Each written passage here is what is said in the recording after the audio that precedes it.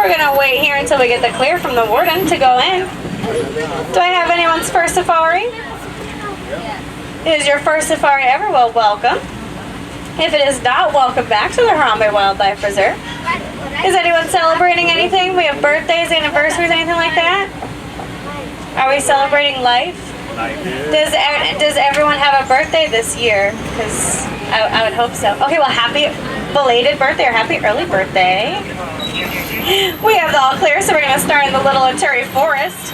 Now here in the forest, the animals are going to use camouflage as their main defense against predators. So we're going to make sure we keep a close eye out.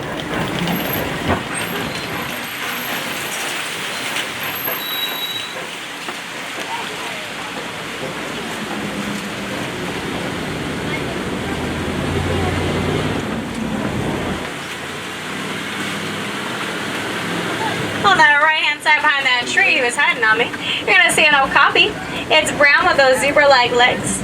Now, of course, it looks like a zebra, but it's actually related to the giraffe. They're very timid and shy in nature, so you'll really only see one, maybe two of them. They like to stay alone. The mothers will use an infrasonic communication to talk to their young. It's something below human hearing.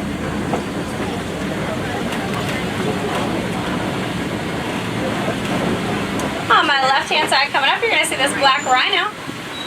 Now, black rhinos have no natural predators. However, there's less than 5,000 of them left in the world. Now, this is due to humans. We are their biggest predator. And that's because humans are poaching them for their horns. Now, their horns are made of keratin, which is the same thing as your fingernails and your hair. So those horns serve no scientific purpose to these poachers, yet these poachers keep on going. That black rhino weighs about 3,000 pounds, and they can charge up to about 35 miles per hour, if they so desire.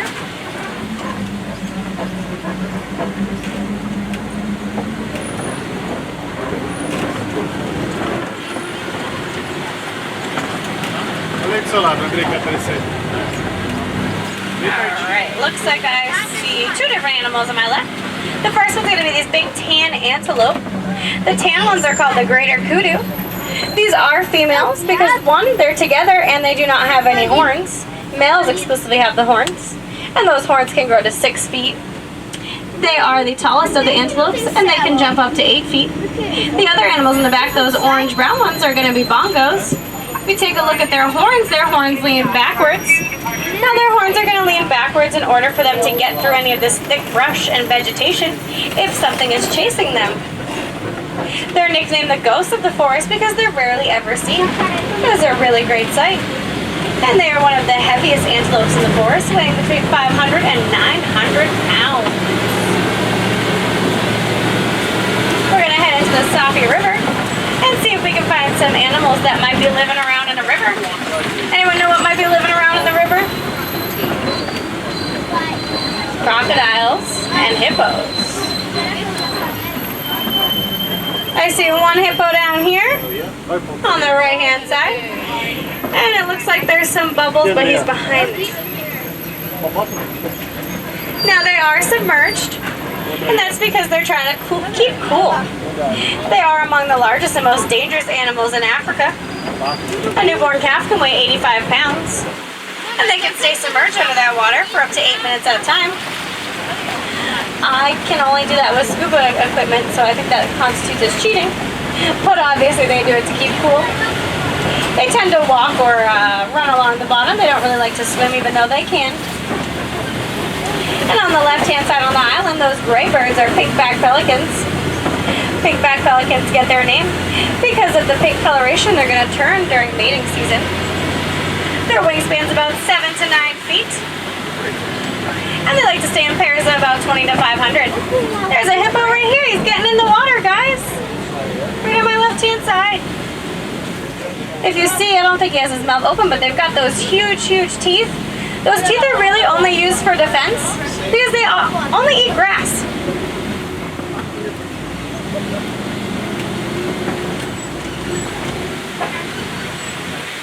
And down on the left-hand side as we cross this bridge, you're going to see the Nile crocodile.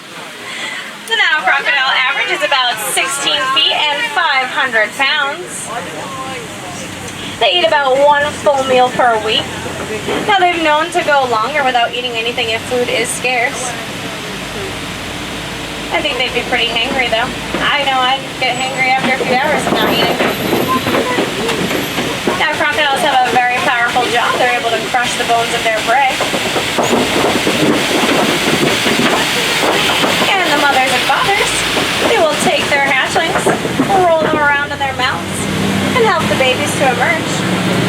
They're very nice that way. And they'll actually live up to 40 years out in the wild, which is pretty long for a wild animal. At around 40 years in human life, I think that's when most people have their midlife crisis. So I wonder if these crocodiles have a midlife crisis at the age of 20. Who knows?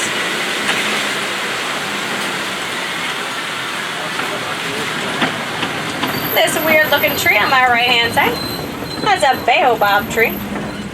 Now baobab trees look upside down. That's just because they are leafless. Now they can remain leafless for up to 9 months out of the year. That's because they're busy storing water in their trunk. So if they need to conserve water and conserve energy, they're just not going to grow any leaves. We're entering the Serengeti grasslands, where a lot of these animals migrate great distances. We usually have some pretty good luck in this area too. I already see a bunch of animals. We just gotta get closer to them.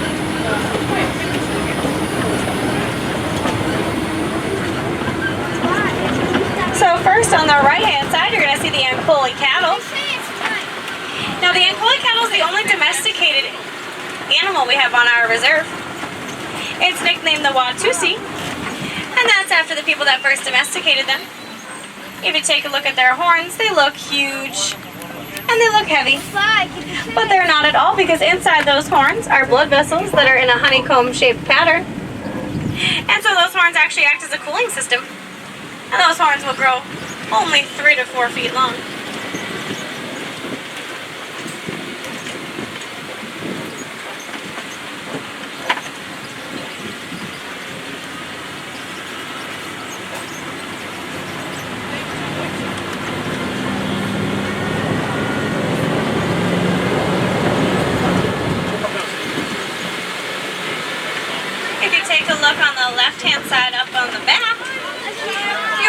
To see the sable antelope on the left-hand side. The sable antelope is the official emblem of the Harambe Wildlife Reserve. Those horns act as deterrents for lions to jump on their back. And they mainly use those horns during courtship, because they'll show dominance by fighting with them. He's thinking about crossing, but I think I beat him. There's another nice Antelope cow. And these termite mounts. You'll see around me, that's what they're called, termite mounds. Now they're made of saliva, dirt, and dung. And elephants like to use them as scratching posts. And after a while, they'll get worn down. And other animals can use them as lookout posts. On my left-hand side, that tan antelope, that's going to be what we call Patterson eland. 50% of the Patterson eland population is actually living on protected land. They are the largest of the antelopes. They can jump from a standing position 6 to 8 feet in the air. And for them, the males and the females are going to have horns. The males are just going to have thicker and longer ones. There's some more Patterson eland on your right-hand side as well.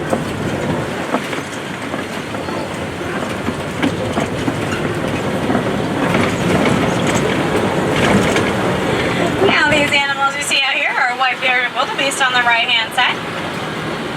White-bearded wildebeest participate in one of the largest migrations. 1.5 million white-bearded wildebeest will migrate about 1,000 miles. Sometimes they might even be in your own backyard. Their Afrikaans name is Nu, but it's spelled G-N-U. And that's because their grunting noise sounds like new, new. I know, it was a great impression, you're welcome. A newborn can walk within 15 minutes of birth.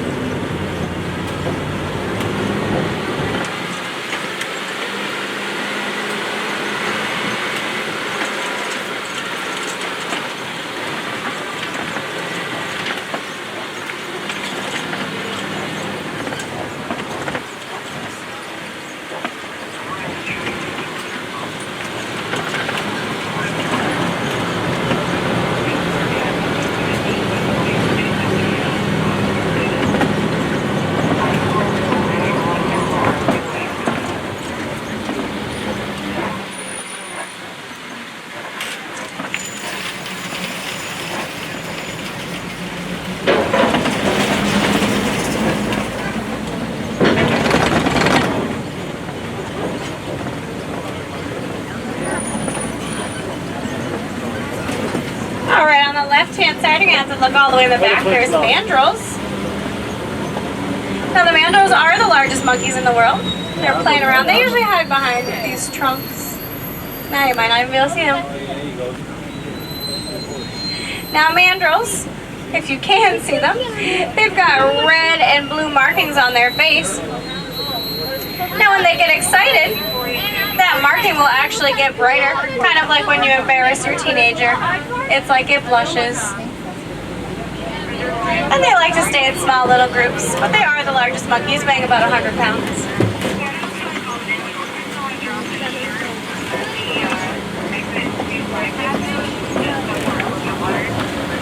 We are going to head on to elephant country, but my road is closed. That's a shortcut I like to take. So I guess we're just going to have to take the long way around if that's okay. You just get to spend more time with me. I know that's what you really wanted anyway.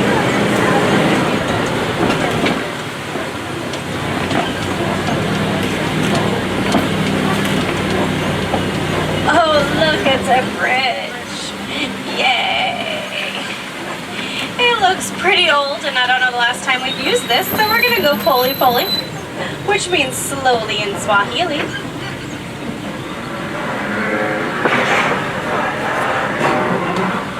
Anyone know if that's what a bridge is supposed to sound like? I don't think it's supposed to sound like that. Oh my goodness! Oh my gosh, we did it right! Oh my gosh, cross your fingers that we're going to make it! Okay, you're fine. We did it. It was just a joke. We should probably call that in though, let them know that bridge is kind of wonky. But I don't want to get in trouble, so we're going to pretend it never happened and we're going to look for elephants. These are red clay pits that elephants love to use because red clay contains a lot of minerals that elephants need. I cheat and I have multivitamin gummies. Theirs is a lot more natural. I see an African elephant right to my left and I see some further up. I can't stop right here for him, but I can stop further up. Now African elephants, you can tell they're African elephants due to their shape of their ears. Their ears actually resemble Africa. They are poached for their ivory tusks, sadly.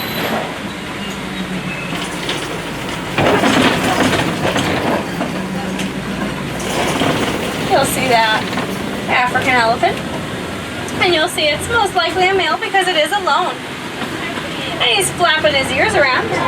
Now African elephants flap their ears around to help cool themselves down. It's almost like a cooling system.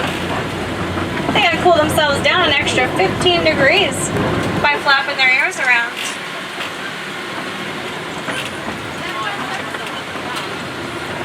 Now sadly elephants are losing their homes due to mining. People are mining for coltan. Now coltan is just something that's going to be found in your small electronics. So making sure you recycle those small electronics can really help out these elephants.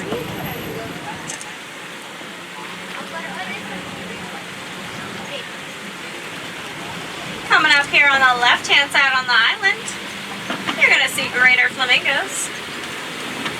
Now even though they're called greater flamingos, they're the least color pink of all of the flamingos.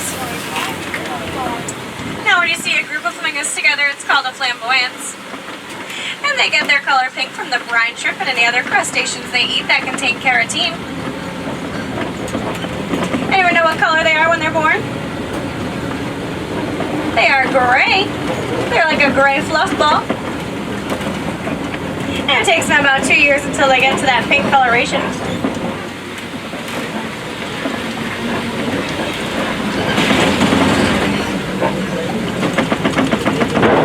Looks like there's an elephant hiding out back there. Ah, you'll see one as you pass. Anyone know what elephants are afraid of? Everyone thinks mice because of Mythbusters, but we myth-busted them wrong. They're afraid of bees, so they're afraid of something smaller than mice and way smaller than them. I agree. Now, they're afraid of bees, and now we use this to our advantage, because in Kenya, why do you want to come towards me?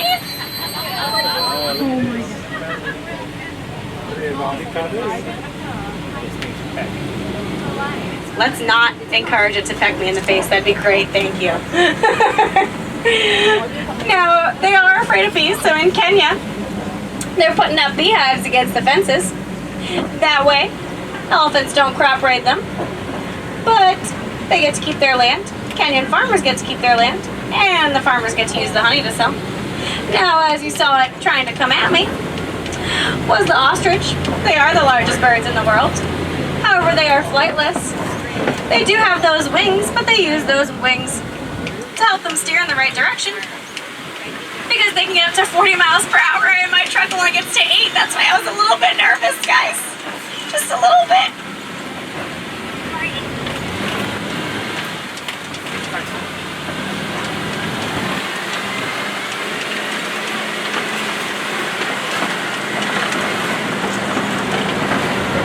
If you look up here on your left-hand side, you're going to see some cheetahs. You're going to see one laying all the way back up against the fence and one right behind this tree. If you take a look at their face, you're going to see that like tear mark. That's actually there to help reflect the sun's glare. They're the fastest land mammals, getting up to 60 miles per hour. They're built for speed though and not power, because they can only go 60 miles per hour for a short amount of distance. So in that case, they're actually easily chased off by hyenas and lions.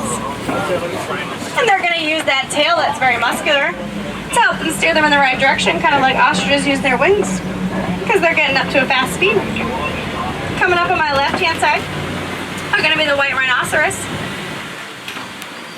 Now the white rhinos are poached just like the black rhinos for their horns. Now the white rhinos are much, much larger. They're about 5,000 pounds, whereas the black rhino was 3,000 pounds. If you take a look at their mouth, you'll see that it's very wide. So their Afrikaans name is White, which you would think means white, but it actually means wide. And that's because their mouths are very wide and very broad. And that's one of the main differences of telling the difference between a black rhino and a white rhino, because in all actuality, they're pretty much both just gray. Now this large rock formation is a kopie. It's used by lions to keep a lookout. It's usually the tallest point of the savannah. You're going to see more ostriches on the right-hand side. Ostriches have a very, very powerful kick. It's more powerful than the giraffes. And you're going to see right behind us the water buck. There's 3 of them. Now, as an antelope, they actually drink an unusually large amount of water. So you'll never see them far from a water source. So they don't migrate, like ever. They just don't migrate. They need to be near that water. And they like to be alone or in small groups. If you saw their fur, it looks shaggy. That's because they can emit a smelly, oily, greasy substance, a liquid. And they can make their coats water resistant because they can dive off into the water. Sadly, I didn't see any lions, so we're going to truck forward. I see another ostrich, though. It looks like they're mocking me today. I see a warthog right in the back, hanging by those rocks. You'll really be able to see because of the tusks. Now, warthogs are the largest burrowing animals. They are related to the domesticated pig. They can get up to 35 miles per hour as well, and they're very, very territorial. So when they burrow, they're going to back in, and they're going to have their tusks facing out for defense. On the right-hand side, you'll just get a better view of those ostriches and those water buck. Right here under this tree on the right-hand side, you're going to see those giant eggs. Those are the eggs from the ostriches. They're the largest bird eggs in the world, which makes sense because they're coming from the largest bird in the world. They weigh about 3 pounds, and a fully grown man can stand on it without breaking them.